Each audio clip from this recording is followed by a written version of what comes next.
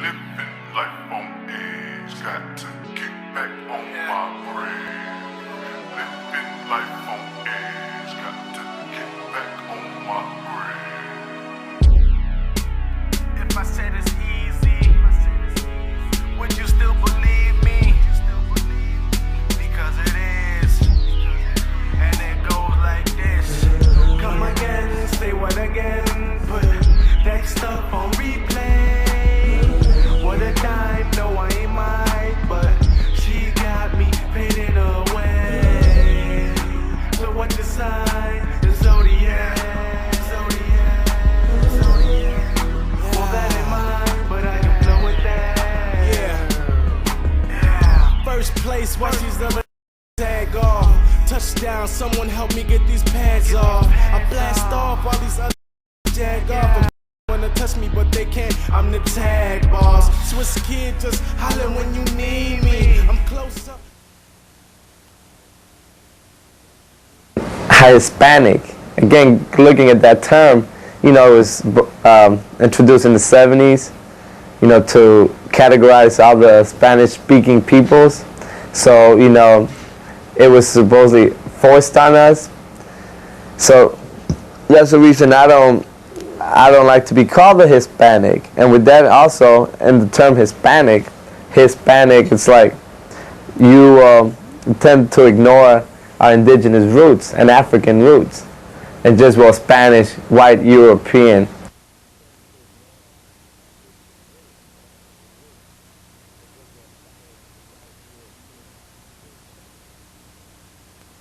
Well, Hispanic, first of all, refers to people either from Spain or people that speak Spanish.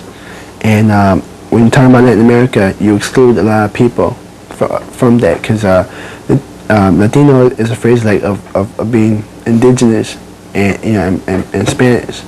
And when you say Hispanic, you're excluding the indigenous people and the people who do not speak Spanish. So that's where we're coming from. Hispanic is also a term given to us by the United States. It's not a term that we define ourselves with.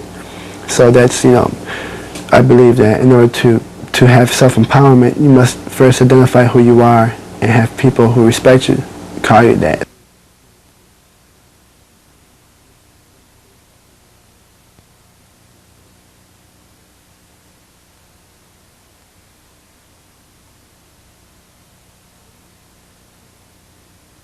When you apply to this university, you're, Hispanic, and that's it. And Hispanic can mean you're from Spain, you're from, Argentina. It doesn't say anything. And because of our histories, there's a big difference.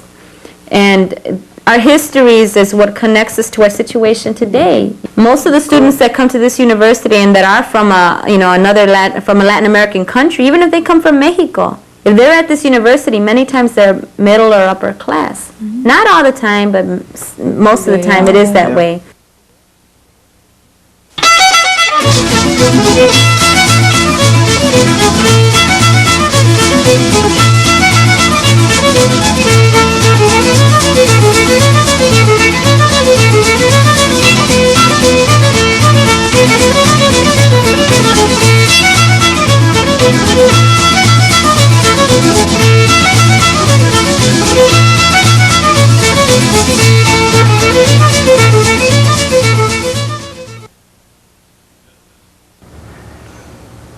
Let me start with a little bit of history of how La Casa came to be. I think that's a place where you really have to start. When I came to school down here in Champaign in the early 70s, there were very few Latino students here on campus. We knew there were a number of needs that we had in terms of cultural dynamics, in terms of recruitment, and getting more numbers down here.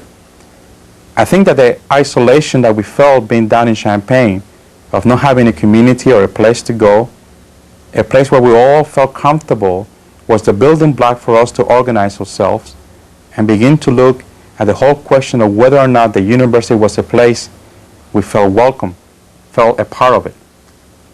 We were not just asking for a place to have a cultural center because the black students on campus, they had a cultural center right next door, a couple of houses down. But we were also asking for a full-time recruiter, a full-time person who will give us counseling after we enter the University of Illinois. and all of those things were denied. There's two rival gangs. You have the Latino Stars, which were folks, and then you have they were on the south side of North Avenue. Then on the north side of North Avenue, you had Latin Kings, which were rivals, which were people. So I lived on the south side of North Avenue, but I went to school on the north side. So I knew them, and they knew we weren't that I wasn't about anything. They would ask me what you be about, and from beginning they knew I was you could say neutral. So I was really cool with both of them. A lot of guys I went to school with and played with. A couple are dead, of course. Getting shot.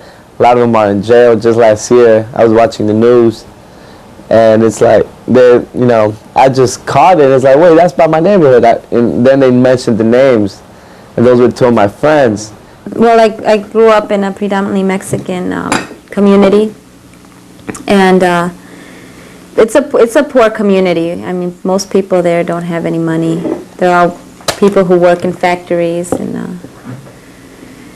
a lot of I don't know what you would, displaced or something, messed up kids. You see it. We have a lot of gang problems, a lot of problems with drugs and just money in general. I would think it's all related back to that. And most of the schools are overcrowded there. When you look at just the grammar schools through high schools, most people don't even finish high school. I mean, most of my friends from the neighborhood didn't, they dropped out. My brothers both dropped out. I was always the one who at least bothered to do something, to stay in school. And so when it came time to translating stuff for my parents and working out paperwork and bills and all, I had to do everything. And when my father died, I'm the one who had to deal with all the doctors and all the, just everything, He was retired when he died, and so I had to deal with all the, Social Security offices and all that, all those things, and I was only 13 back then. And so I was put in a position where, you're the one everybody depended on me. Right after that, I had to get a full-time job to help pay for bills and, for stuff like that. And so I was going to school and working full-time, and that's when I started, damn, this is hard. This is hard work. And you don't get anything out of it.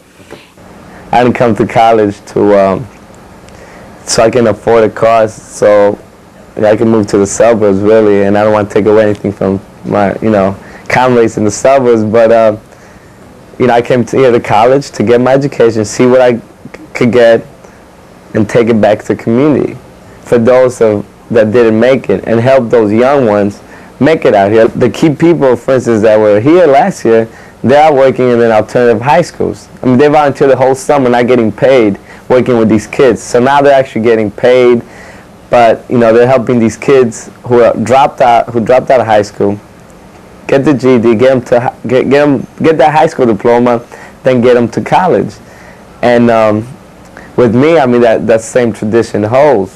I want to teach between the grades of 5th and 6th grade. I want to go back to either to my neighborhood or to an inner city neighborhood, mainly of Latino students. What I want to do, I believe that a lot of students, a lot of kids from my community do not have the self-confidence, the high self-esteem to be educated. I don't think that a lot of our kids become too analytical in the education system, because I believe that the system is designed not to make students be analytical, especially in the city. And I want to bring that in. I want to teach the history on both sides, the Mexican perspective and the United States perspective. I don't believe in being exclusive. I want to go back. I want to produce programs where we can benefit as a community. In other words, I don't want to advocate competition.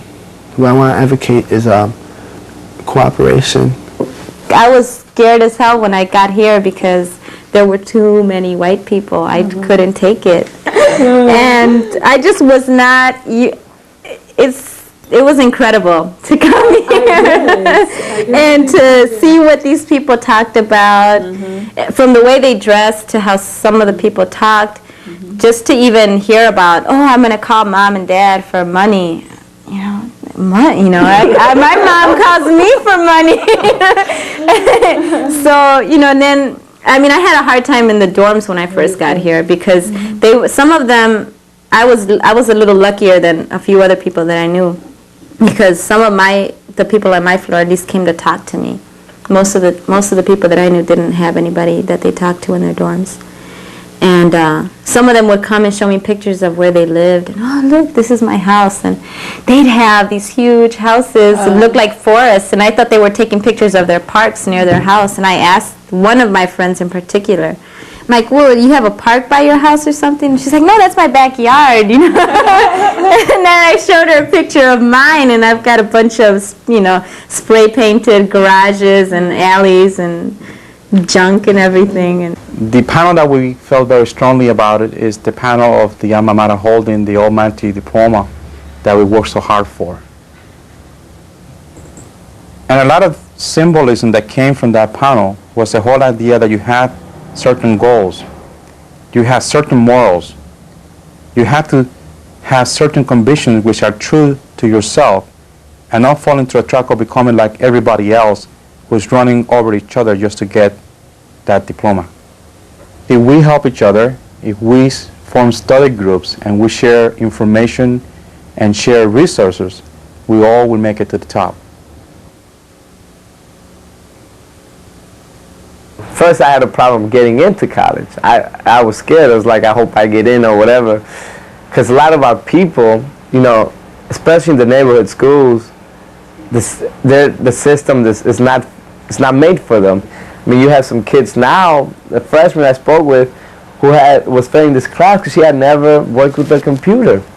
And they take that for granted. The system, like, well, we're all supposed to, they try to compare with the other kids that come from the suburbs, and you can't do that because a lot of our, we don't have access to the, resources that they do. When you talk about Eurocentric, the Eurocentricity of the system, educational system, and it's like, whoa, I didn't know any of my history. To me, Red was a big problem because I've always had a different point of view, and so did some of my friends also.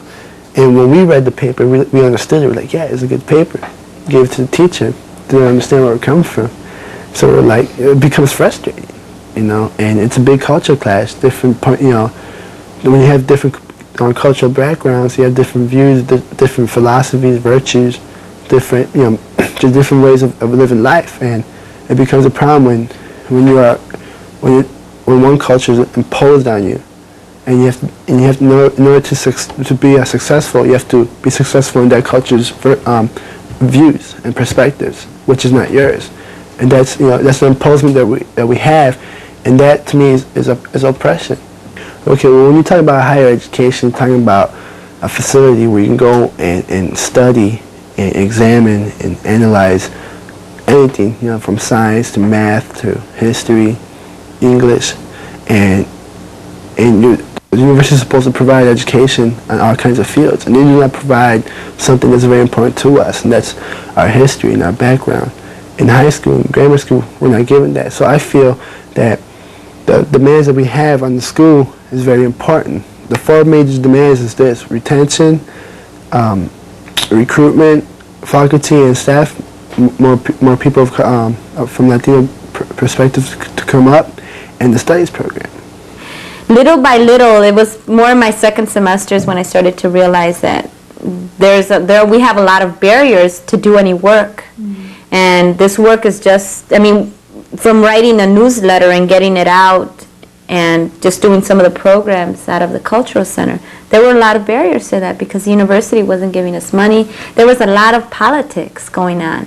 And I didn't understand it. I'm like, well, why can't we just do this? Why can't, and no, there's so-and-so doesn't like the director here. He's got a grudge against her, and this person is being fed a lot of money to screw us over. And it was overwhelming at first, but it was like, well, why don't we do something, let's do something to just change it. It was that simple to me, I just didn't think it was that big of a deal, and I didn't think it was that difficult of a task.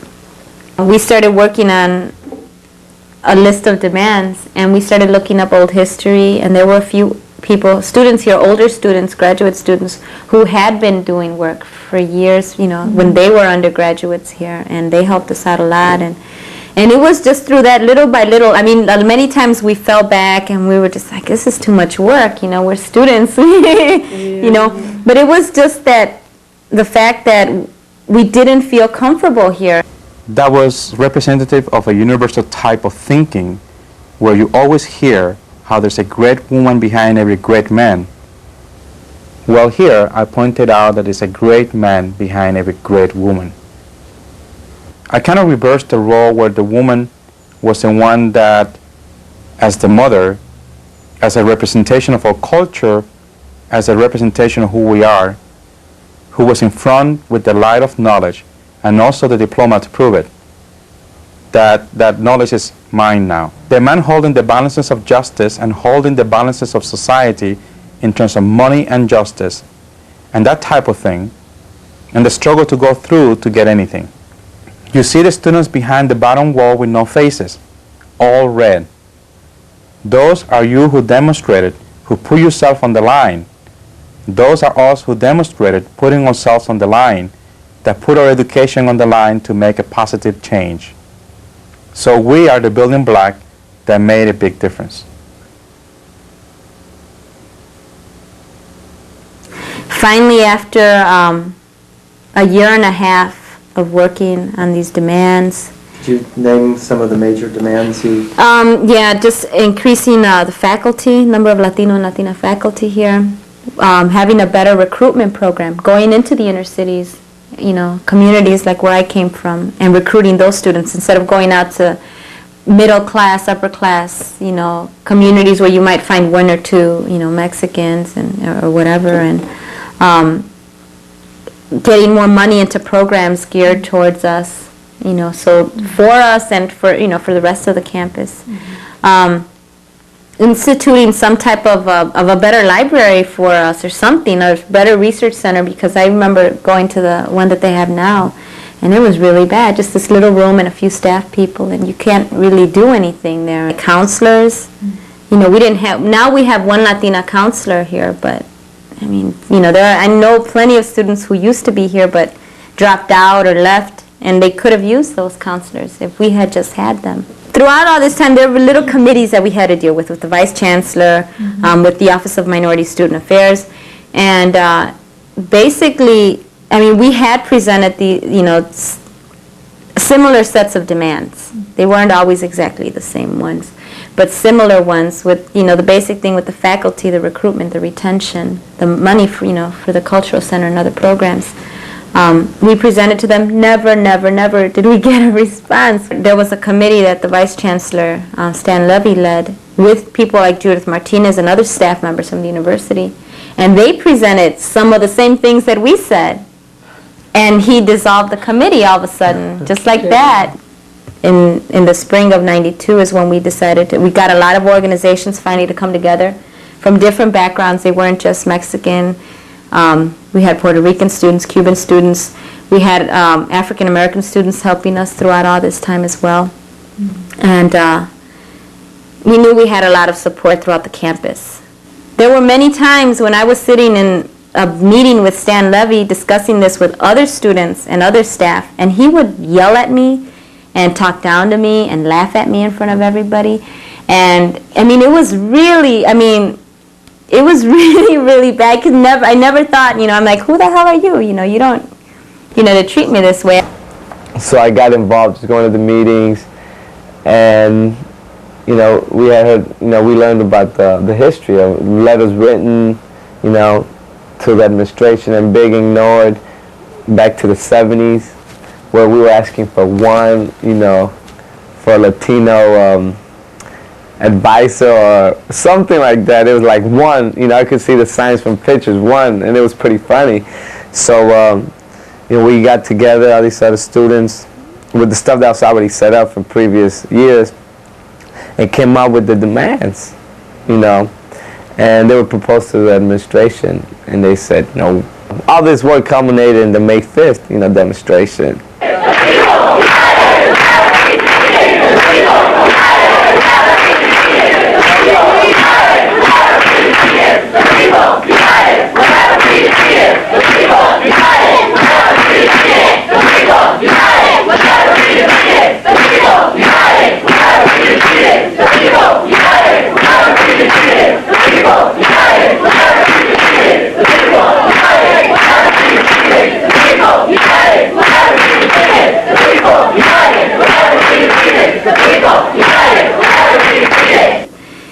they invited us to meetings, and that same day, and they said, well, you're not going to get your demands met. You might as well leave.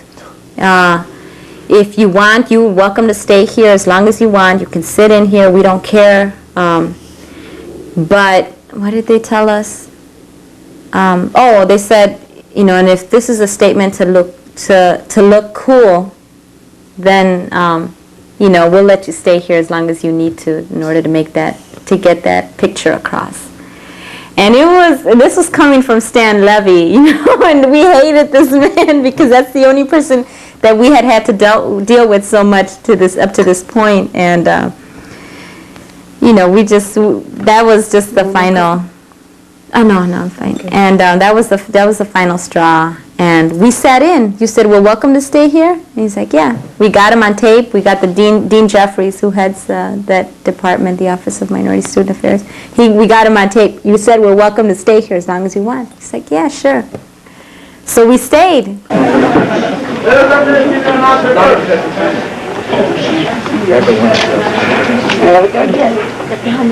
that it?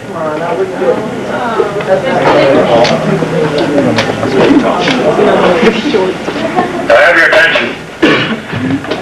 Again, I'll introduce myself. I'm Paul Doble, Associate Vice Chancellor for Administrative Affairs and Director of Campus Security.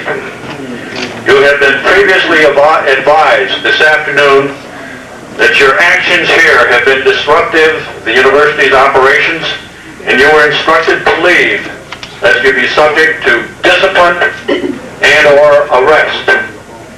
You're now also occupying a building that has been closed. You do not belong here after hours. You have no legitimate business here. You are instructed to leave. If you do not leave immediately, you will be subject to discipline and/or arrest. You have 3 minutes to leave. Hell no, we won't go! Hell no, we won't go! Hell no, we won't go! Hell no! Authority, whoever that might be over there, all of you, I think that you have heard our answer. This is a collective answer. You may proceed to do whatever it is you need to do.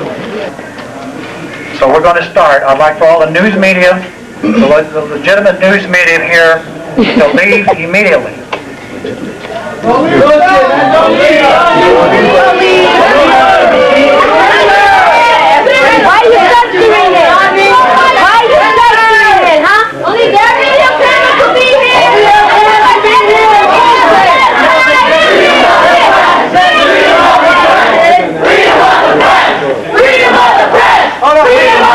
Tuesday, May 5th, a diverse coalition of university students held a peaceful demonstration and sit-in at the Henry Dobbs Administration Building. University police, along with the city of Champaign and Urbana police, did use unnecessary and excessive force when removing the peaceful, unresisting demonstrators from the building. This was just one in a series of attempts to negotiate with the university for the rights and self-determination of the Latino-Latina community. 3 university students were arrested on charges of aggravated battery, resisting arrest, and obstruction of justice. All 3 of our brothers were held in jail last night, including one student who became seriously ill after university police used his stun gun, which caused him to spit up blood and become extremely disoriented to the point which he could no longer stand on his own. We feel that the charges against our brothers symbolize the injustices inherent in our so-called justice system. We feel that it is ironic that these students should be accused of these charges after university police, armed in riot gear, used stun guns and billy clubs to threaten peaceful demonstrators and applied excessive force to pressure points which left bruises and scratch marks. The university has denied or refused to comment on the brutal treatment against all students removed from the building. If you ask any of the brothers and sisters out there who were mistreated, you will have more than enough evidence to prove that police brutality occurred yesterday. Hey, you don't treat Operation Rescue people this way. I don't think so! Why don't you treat the Operation Rescue demonstrators the way you treat these? You didn't squeeze any noses or pull any ears or pick people off the ground by twisted arms, did you? No comment. You can see or hear their stories of how they were abused and are still in pain from injuries received by the police. Who will you believe? The university administration, who were not in the room, or injured students who were humiliated and traumatized by police brutality. We want to let everyone know that this mistreatment and disrespect is not new to our community.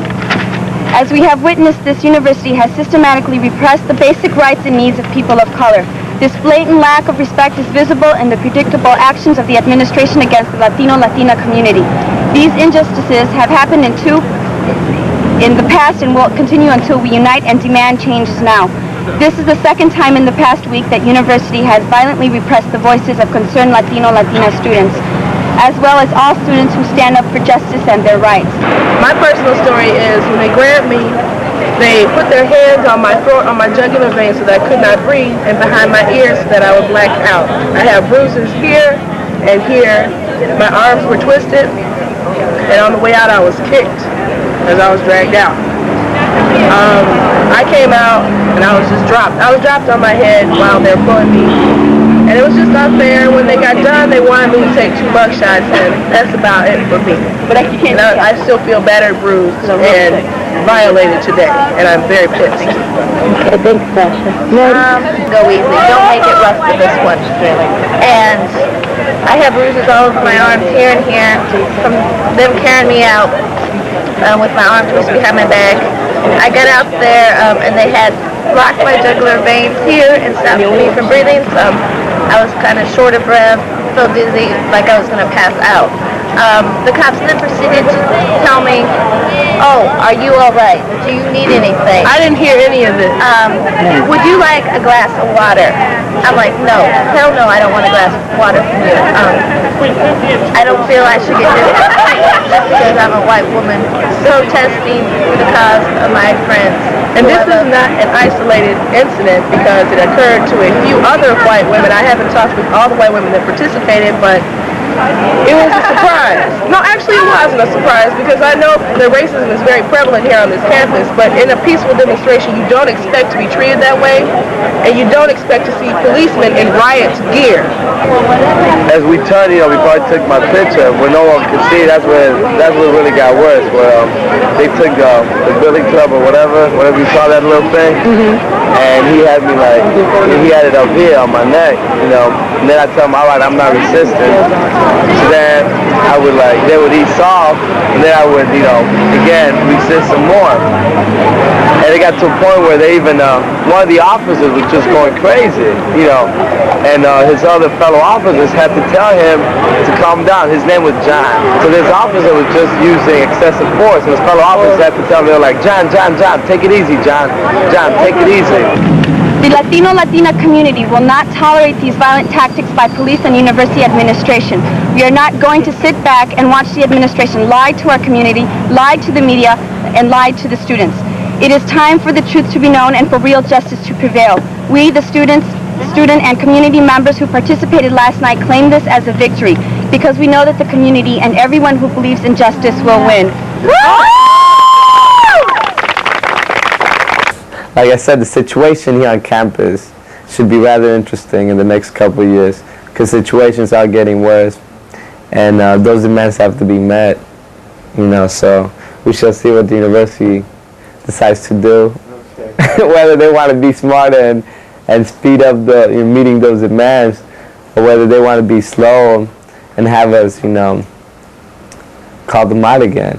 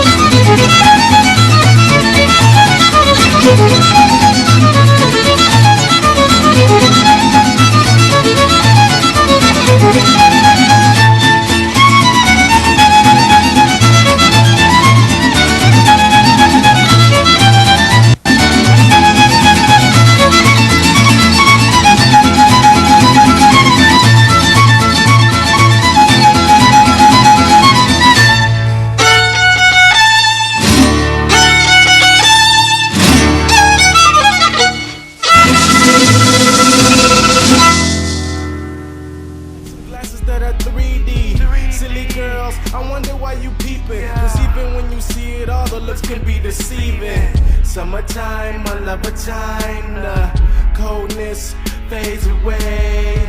Another time I can spit a line, and maybe I can take you astray. Till then, you can catch me like Saturn. Hella ring still glowing, spinning like Green Lantern. I'm still high and I'm hanging like a banner. Was raised right, but now I act like I got no manners. Come again, say what again? Put that stuff on replay. What a guy.